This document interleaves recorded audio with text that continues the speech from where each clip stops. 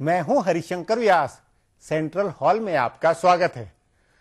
कांग्रेस अध्यक्ष सोनिया गांधी ने A K. Antony की अध्यक्षता में एक कमेटी बनाई हुई है।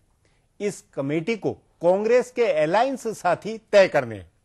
अगले लोकसभा चुनाव से पहले कांग्रेस प्रदेशों में नए सहयोगी चुनेगी। कांग्रेस अभी भी अलायंस में है। यूपीए में उसका नेतृत्व चुनावी गठबंधन के चलते ही है। महाराष्ट्र में एनसीपी, कश्मीर में नेशनल कॉन्फ्रेंस, तमिलनाडु में डीएमके और यूपी में लोक दल से अलायंस है, मगर उसे आगे और सहयोगी चाहिए। जैसे आंध्र प्रदेश, पश्चिम बंगाल, बिहार और झारखंड में कांग्रेस गठबंधन की खोज में है। वे दिन गए जब आंध्र झारखंड में अकेले चुनाव लड़ने की रणनीति थी। कह सकते हैं ए.के. एंटनी और राहुल गांधी दोनों आगे के गठजोड़ों की चिंता में है। कांग्रेस निश्चित ही चुनाव से पहले नए साथी तलाशेगी। आज इस पर चर्चा है, मगर उससे पहले सुर्खियां और राजकाज है। लेकिन सबसे पहले देखें ताजा गपशप। दिल्ली के रामलीला मैदान की रैली में नीतीश कुमार ने कहा कि 2014 में सत्ता की चाबी उनके हाथ में होगी। उन्होंने ताल ठोककर कहा कि केंद्र भी बिहार को विशेष राज्य का दर्जा दे, नहीं तो 2014 में तो देना ही होगा। सत्ता की चाबी हाथ में होने का एक अनोखा संयोग है, जिसकी ओर शायद नीतीश कुमार का ध्यान नहीं गया। 2005 की फरवरी में हुए बिहार विधानसभा के चुनाव में किसी को बहुमत नहीं मिला था। तब रामविलास पासवान की पार्टी के 29 विधायक जीते थे। उन्होंने कहा था कि सत्ता की चाबी मेरे हाथ में है। इस चाबी से उन्होंने किसी का ताला नहीं खोला। नतीजा यह हुआ कि उनके विधायक पार्टी छोड़कर भाग गए और उसी साल दिसंबर में हुए चुनाव में उनके सिर्फ 9 विधायक जीते। इसी तरह 2004 और 2009 के लोकसभा चुनाव के बाद समाजवादी पार्टी ने सत्ता की चाबी अपने हाथ में होने का दावा किया था। 2004 में तो मुलायम सिंह के पास 37 सांसद थे, लेकिन उन्हें किसी ने घास नहीं डाली। सिर्फ 145 सांसद वाली कांग्रेस ने उनके बगैर ही यूपीए बनाकर सरकार चला ली। 2009 में भी उनके 23 और बसपा के 18 सांसद जीते, लेकिन फिर इन दोनों के बगैर ही कांग्रेस ने सत्ता का ताला खोल लिया।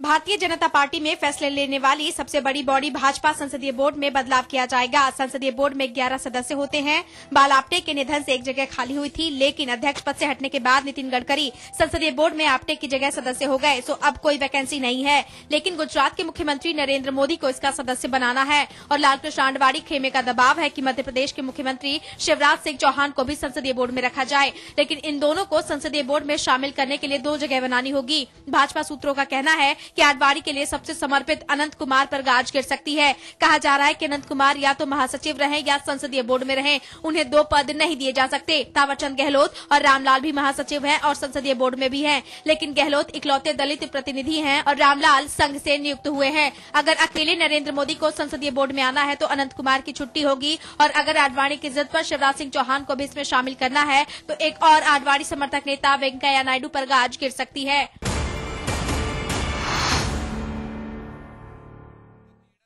यह अंदाजा सभी को था कि ये राजा संचार घोटाले की जांच कर रही संयुक्त संसदीय समिति के सामने हाजिर हुए तो बम फोड़ेंगे, जिससे सत्ता के शीर्ष पर बैठे प्रधानमंत्री मनमोहन सिंह और उनकी टीम के दूसरे सदस्य भी घायल हो सकते हैं। लेकिन अब इसके पुख्ता प्रमाण सामने आए हैं। अंग्रेजी के प्रतिष्ठित द हिंदू अखबार ने खुलासा किया है कि प्रधानमंत्री कार्यालय को उस समय के संचार मंत्री ए राजा के हर कदम की जानकारी थी, बल्कि कई मामलों में प्रधानमंत्री कार्यालय की सहमति भी थी। अखबार ने दस्तावेजों के हवाले से बताया है कि राजा ने 10 जनवरी 2008 को मनमाने तरीके से लाइसेंस और स्पेक्ट्रम बांटने से पहले 26 दिसंबर 2007 को प्रधानमंत्री को चिट्ठी लिखकर इसके बारे में बताया था। प्रधानमंत्री ने 29 दिसंबर को इस चिट्ठी पर तत्काल विचार करने के निर्देश दिए थे, जिसके बाद उनके प्रमुख सचिव टीके नायर और पीएमओ के वरिष्ठ अधिकारी पुलक चटर्जी ने इस पर विचार किया था।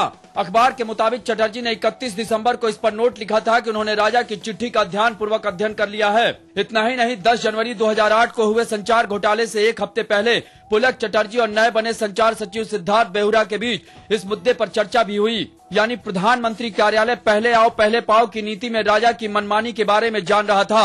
अखबार ने यह खुलासा भी किया है कि स्पेक्ट्रम आवंटन हो जाने के 2 हफ्ते बाद पीएमओ ने इस मामले से प्रधानमंत्री की दूरी दिखाने वाले दस्तावेज तैयार किए। अब सुर्खियां हैं। ये सुर्खियां लीक से हटकर है। ये राजनीति और देश की दशा दिशा की जानकारी देने के मकसद से है। बलात्कार और महिलाओं के प्रति होने वाले दूसरे अपराधों की सजा बढ़ाने के लिए लाया गया बिल मंगलवार को संसद में पेश किया जाएगा। इस पर सहमति बनाने के लिए सरकार ने आज 2 बार सर्वदलीय बैठक की। दूसरी बैठक में इस बिल के लगभग सभी प्रावधानों पर सहमति बन गई। सूत्रों का कहना है कि सरकार ने सहमति से यौन संबंध बनाने की उम्र सीमा 18 से घटाकर 16 करने का विरोध कर रही भाजपा और सपा की आपत्तियों को मंजूर कर लिया है और 18 साल की उम्र सीमा कम नहीं करने पर सहमत हो गई है। कानून मंत्री अश्विनी कुमार ने कहा कि सरकार विपक्षी पार्टियों के सुझावों को शामिल कर मंगलवार को बिल पेश करेगी। 22 मार्च से पहले इस बिल को पास कराना जरूरी है। 2 भारतीय मछुआरों की हत्या के आरोपी इतालवी मरीनों के भारत नहीं लौटने के मामले में सुप्रीम कोर्ट ने इतालवी राजदूत डेनियल मशीनी के भारत छोड़कर जाने पर लगी रोक हटाने से इनकार कर दिया है। देश के चीफ जस्टिस अल्तमस कबीर ने नाराजगी जाहिर करते हुए कहा कि जिस राजदूत ने अदालत के सामने लिखित शपथ पत्र दिया वही उसका उल्लंघन करे तो उसे कोई राजनयिक अधिकार नहीं रह जाता है। इतालवी राजदूत की ओर से पेश हुए वकील मुकुल रोहतगी ने उनको हासिल राजनयिक अधिकार की बात उठाई थी। जजों ने कहा कि राजदूत पर अब भरोसा नहीं किया जा सकता। इस मामले की अगली सुनवाई अब 2 अप्रैल को होगी। केंद्र सरकार में अहम मंत्रालय संभाल रहे बेनी प्रसाद वर्मा के बजाय कांग्रेस ने सरकार को बाहर से समर्थन दे रहे मुलायम सिंह का साथ दिया है। मुलायम सिंह को आतंकवादियों का हमदर्द बताने वाले बेनी प्रसाद के बयान पर कांग्रेस महासचिव और मीडिया प्रभारी जनार्दन द्विवेदी ने कहा कि नेताओं को सोच समझकर बोलना चाहिए। संसदीय कार्य मंत्री कमलनाथ ने बेनी प्रसाद वर्मा के बयान पर खेद जताया है। इससे पहले लोकसभा में सपा सांसदों ने जमकर हंगामा किया और कार्यवाही बाधित की। मुलायम सिंह ने बेनी प्रसाद वर्मा को सरकार से बर्खास्त करने की भी मांग की है। राज्यसभा में मुख्य विपक्षी भारतीय जनता पार्टी और सरकार को समर्थन दे रही सपा दोनों ने प्रधानमंत्री मनमोहन सिंह को निशाना बनाया। भाजपा ने कोल ब्लॉक आवंटन के मसले पर प्रधानमंत्री के इस्तीफे की मांग की। भाजपा सांसदों ने कहा कि कोयला खदान आवंटन का फैसला प्रधानमंत्री का था, जिससे सरकारी खजाने को भारी नुकसान हुआ। उन्हें इसकी जिम्मेदारी लेनी चाहिए। दूसरी ओर सपा सांसदों ने विदेश मंत्री सलमान खुर्शीद के मुस्लिम आरक्षण वाले बयान पर पीएम से सफाई मांगी। सपा के नरेश अग्रवाल ने बताया कि खुर्शीद ने यूपी में जाकर कहा कि सरकार आंध्र की तर्ज पर मुसलमानों को 4% आरक्षण देगी। उन्होंने कहा कि यह संविधान और संसदीय नियम दोनों का उल्लंघन है और इस पर पीएम को सफाई देनी चाहिए। फिलहाल अब एक ब्रेक है, उसके बाद राजकाज की कुछ बातें होगी।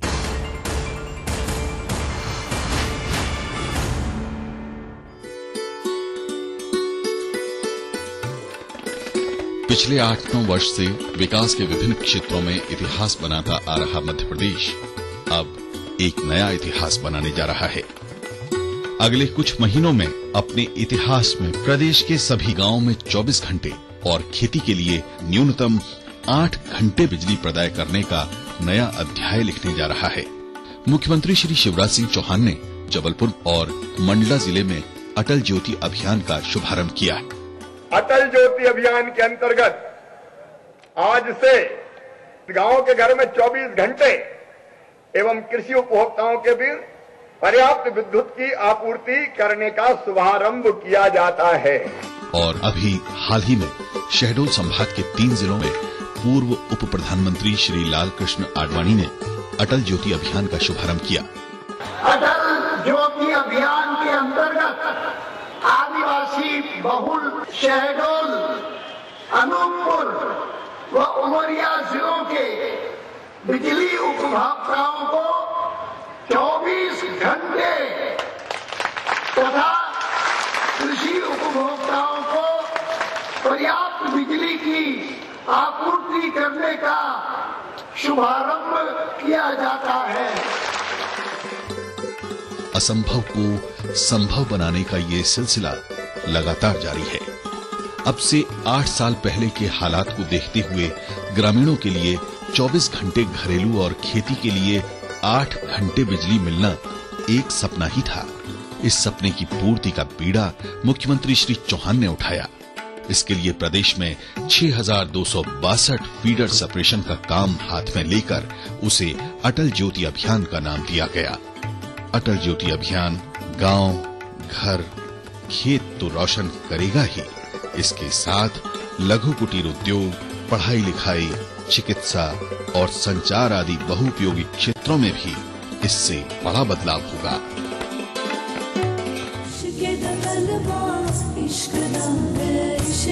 गुरबानी आज से सोमवार से शुक्रवार रात 10:30 बजे सिर्फ कलर्स पर।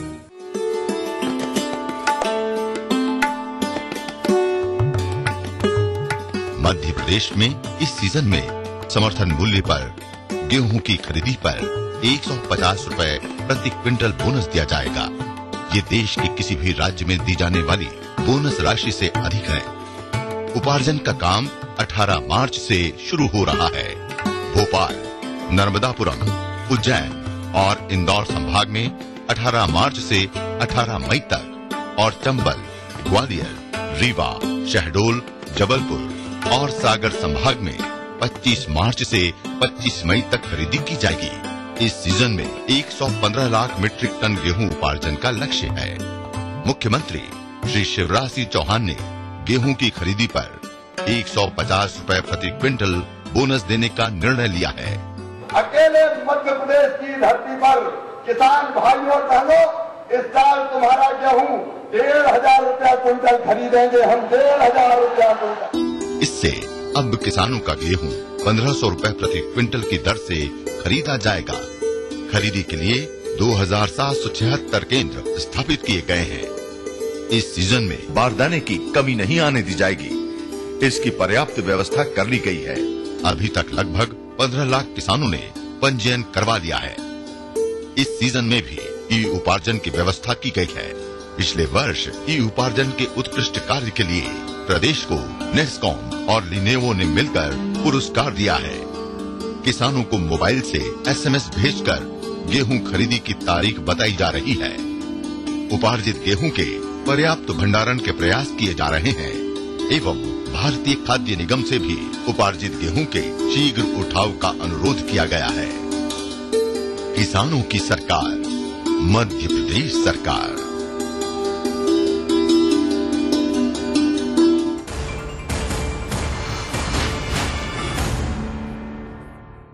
ब्रेक के बाद आपका स्वागत है। हाशिए में इधर उधर कई खबरें दबी हुई होती है, इनका राजनीतिक अर्थ भी होता है।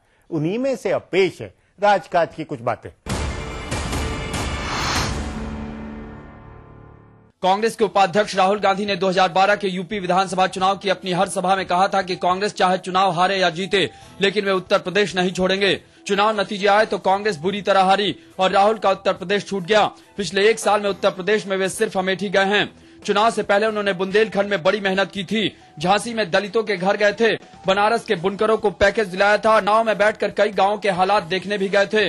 भट्टा पारसौल में किसानों की हालत देखने के लिए पैदल चलकर गए थे। लेकिन कांग्रेस के चुनाव हारने के बाद वे कहीं नहीं गए। वे न तो उत्तर प्रदेश जा रहे हैं और न समाजवादी सरकार की कामकाज की आलोचना में कुछ बोल रहे हैं।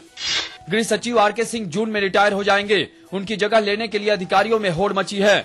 मजेदार तथ्य यह है कि इस बार गृह सचिव की होड़ में 2 मुस्लिम अधिकारियों के नाम हैं। उत्तर प्रदेश से निकलने की कोशिश कर रहे मुख्य सचिव जावेद उस्मानी का नाम चर्चा में है। प्रधानमंत्री के प्रमुख सचिव पुलक चटर्जी से उनकी दोस्ती है और इस नाते उनके PMO में जाने की भी चर्चा थी। उनके अलावा 1976 बैच के आंध्र प्रदेश कैडर के RH ख्वाजा का नाम भी इस रेस में लिया जा रहा है।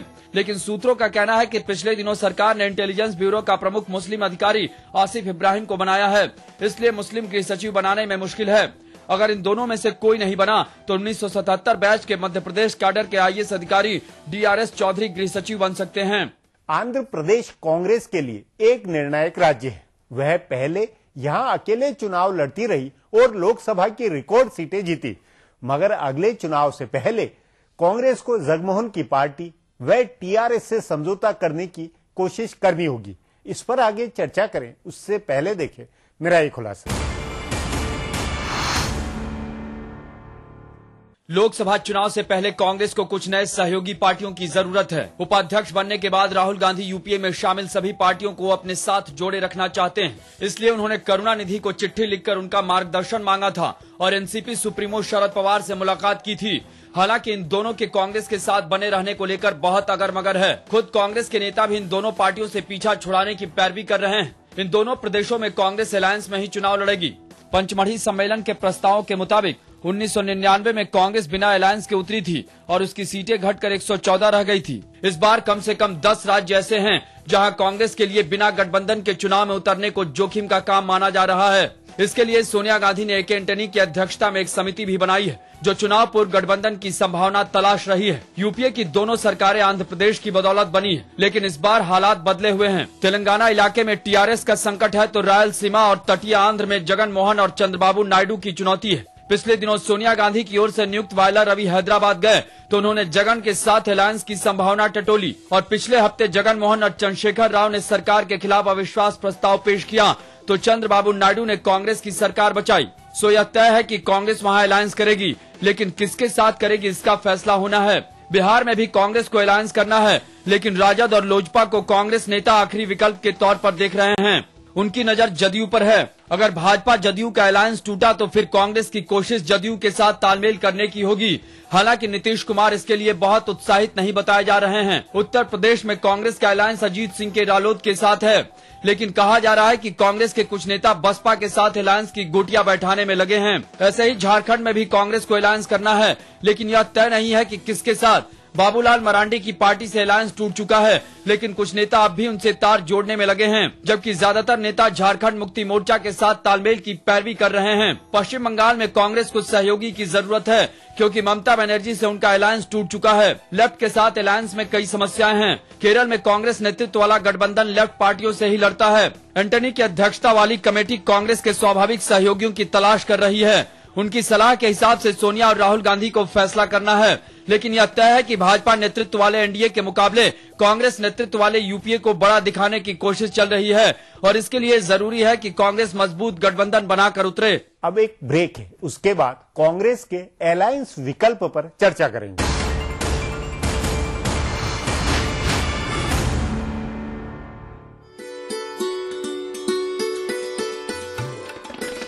पिछले 8-9 वर्ष से विकास के विभिन्न क्षेत्रों में इतिहास बनाता आ रहा मध्य प्रदेश अब एक नया इतिहास बनाने जा रहा है।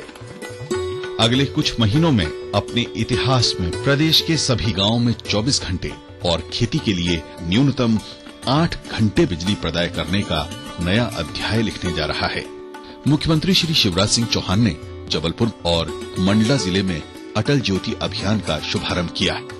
अटल ज्योति अभियान के अंतर्गत आज से गांव के घर में 24 घंटे एवं कृषि उपभोक्ताओं के बीच पर्याप्त विद्युत की आपूर्ति करने का शुभारंभ किया जाता है। और अभी हाल ही में शहडोल संभाग के 3 जिलों में पूर्व उप प्रधानमंत्री श्री लाल कृष्ण आडवाणी ने अटल ज्योति अभियान का शुभारंभ किया।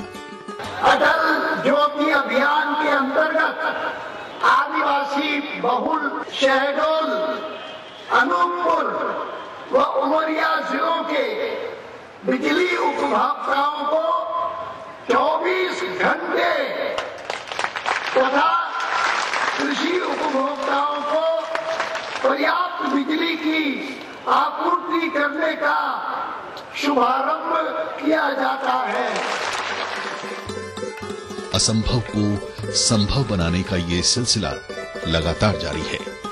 अब से 8 साल पहले के हालात को देखते हुए ग्रामीणों के लिए 24 घंटे घरेलू और खेती के लिए 8 घंटे बिजली मिलना एक सपना ही था। इस सपने की पूर्ति का बीड़ा मुख्यमंत्री श्री चौहान ने उठाया। इसके लिए प्रदेश में 6,262 फीडर सेपरेशन का काम हाथ में लेकर उसे अटल ज्योति अभियान का नाम दिया गया। अटल ज्योति अभियान गांव, घर, खेत तो रोशन करेगा ही, इसके साथ लघु कुटीर उद्योग, पढ़ाई लिखाई, चिकित्सा और संचार आदि बहुउपयोगी क्षेत्रों में भी इससे बड़ा बदलाव होगा।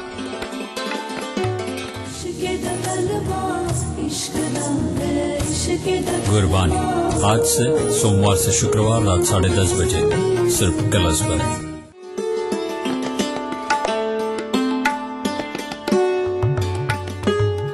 मध्य प्रदेश में इस सीजन में समर्थन मूल्य पर गेहूं की खरीदी पर 150 रुपए प्रति क्विंटल बोनस दिया जाएगा।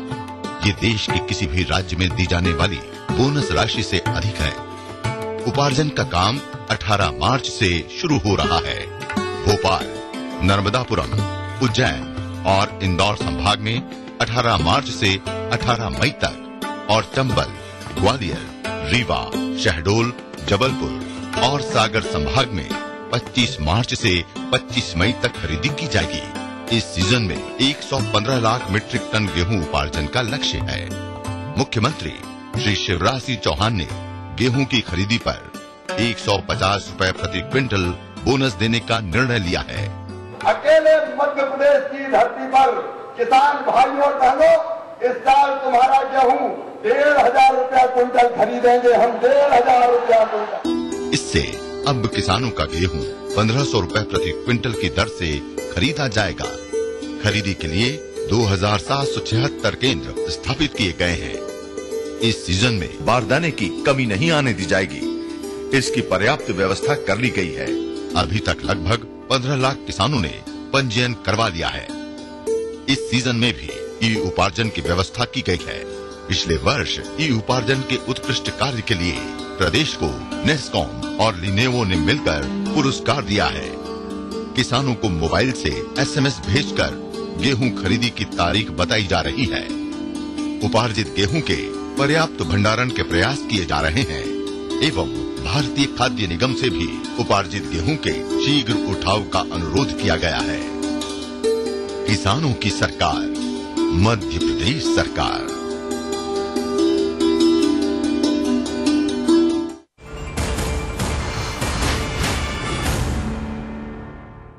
पश्चिम बंगाल में ममता बनर्जी की जगह कांग्रेस को किसी नए साथी की जरूरत है। झारखंड में शिबू सोरेन की पार्टी से उसका अलायंस संभव है तो बिहार में लालू यादव बनाम नीतीश कुमार में से एक से अलायंस करना होगा।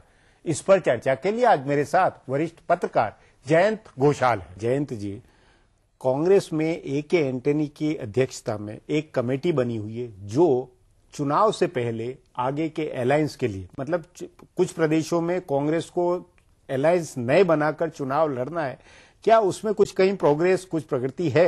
आप ऐसे इशू में मतलब आप पूछ रहे हैं जिसमें कांग्रेस का बहुत समस्या कांग्रेस भी महसूस कर रहे हैं। क्योंकि अभी जो देखिए एक चीज आपको मानना पड़ेगा कि कांग्रेस का भी जो 200 के ऊपर संख्या लोकसभा चुनाव में कांग्रेस प्राप्त हुई थी और एक बार नरसिम्हा राव के समय हुई थी, राजीव गांधी के समय जो हुई थी वो कभी अभी तक तो रिपीट नहीं हुआ और संभावना भी नहीं है। मतलब ये आप जमीनी हकीकत है कि गुट राजनीति कोalition एरा में हम लोग आ गए हैं। तो आज के दिन में आप जो कह रहे हैं कि हमारे जैसे बीजेपी में जैसे एनडीए सोचते हैं, कांग्रेस के लोग सोचते हैं कि हमारे जो यूपीए है उसको क्या करेंगे, और एंटनी कमेटी से तो कुछ होता ही नहीं है। देखिए अभी हर स्टेट में जो प्रांतिक दल है, जो क्षेत्रीय दल है, उसके जो नेसेसिटी है ये आपको मानना पड़ेगा। लेकिन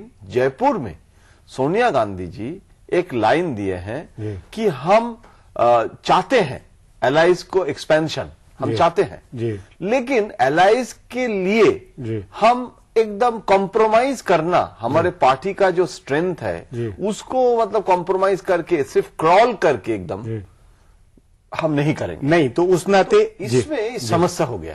समस्या इसलिए हुआ है कि कांग्रेस जो अपना ग्रोथ है, जिसको हम कहते हैं ना कि राहुल गांधी का जो लाइन है, देखिए ये बहुत चर्चा पांचवारी में आपको याद है कितना भाई कांग्रेस अपने बूते आगे बढ़े, वो ग्रोथ बढ़ेंगे। वो अब शिमला में आके कांग्रेस ने रियलाइज किया कि वो पांचवारी लाइन को रिजेक्ट करना है और मुलायम लालू जी के साथ आगे बढ़ना है।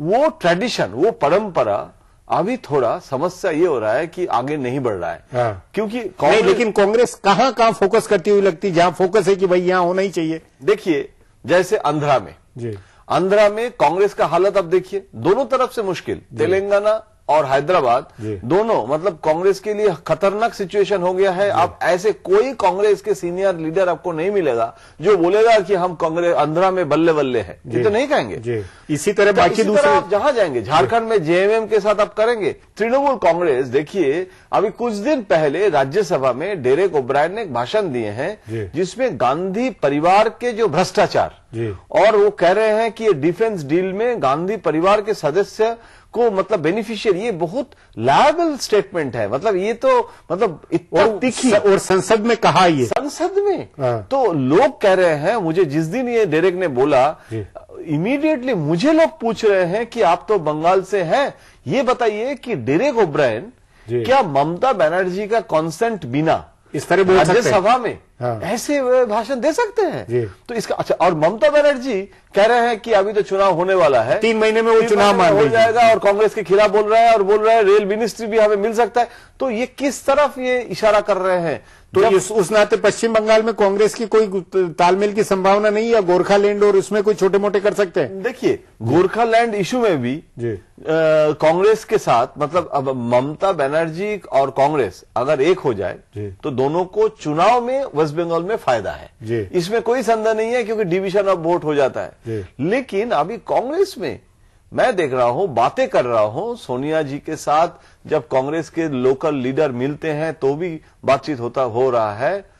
ये एक ओपिनियन है कि अगर हम ममता बनर्जी के कारण पश्चिम बंगाल में अभी अलायंस कर देते हैं तो आपको पता नहीं है कि ममता बनर्जी का क्या स्थिति रहेगा।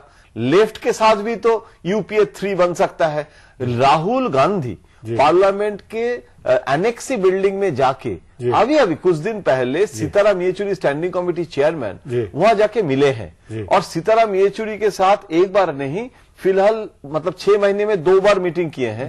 तो मतलब आप ये इंडिकेशन दे रहे हैं कि लेफ्ट के साथ भी कांग्रेस अलायंस कर सकती है? हो सकता है, संभव हो सकता है। आप इम्पॉसिबल नहीं है, क्योंकि जब अगर ममता और लेफ्ट कैसे जानता है, जैसे एआईडीएम के और डीएम नहीं, तो उस नाते फिर एंटनी कमेटी कुछ नहीं कर पाएगी। एंटनी कमेटी एक औपचारिक तौर पे कमेटी बन के रह गया, अभी भी इसके कोई कुछ मतलब ऐसे कुछ नहीं कर पाया जिसमें हम ये कहे कि यूपीए इज एक्सपेंडिंग। ये नहीं हो रहा। जी जयंत जी, बातचीत को यही समाप्त करेंगे। प्रोग्राम में आने के लिए बहुत बहुत धन्यवाद। हमारा प्रोग्राम अब यहीं खत्म होता है, मुझे इजाजत दीजिए। कल फिर मिलेंगे इसी चैनल पर, इसी समय।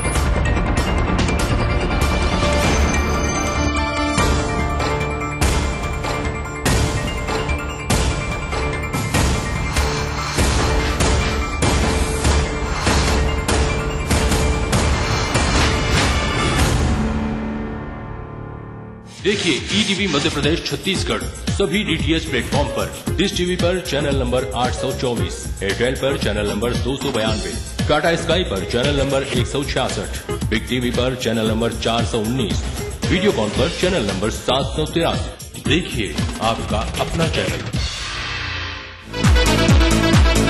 हॉलीवुड का फलता फूलता विदेशी बाजार देखिएगा इस बार ग्लोबल इंडिया में एक विशेष रिपोर्ट।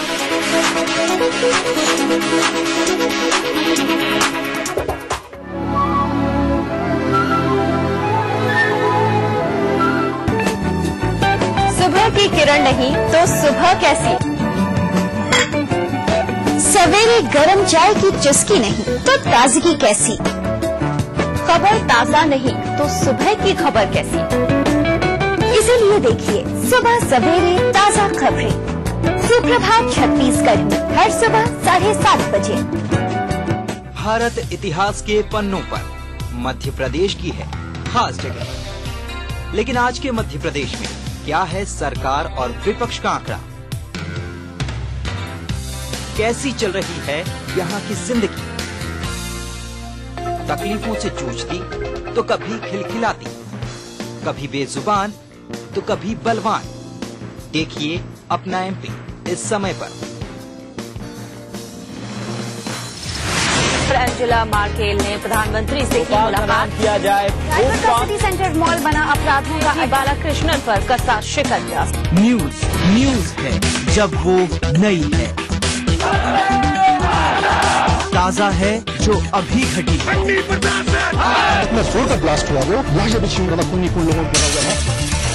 इंदिरा आवास योजना के अंतर्गत एनडीए के शासनकाल में मध्य प्रदेश को 387 करोड़ रुपए मिले, जो यूपीए के शासनकाल में बढ़कर 1102 करोड़ रुपए। जिसकी कड़ी सबसे जुड़ी है हर घड़ी। ईटीवी न्यूज दिन भर लगातार। आबादी करीब 20 करोड़, फिर भी रह गए पिछड़े। कमी नहीं है संसाधनों की, फिर भी नहीं सुधरे हालात।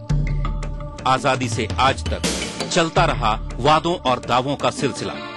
मिला कुछ, अधूरा रह गया बहुत कुछ। कहां रह गई कमी? क्यों रह गए अल्पसंख्यकों की?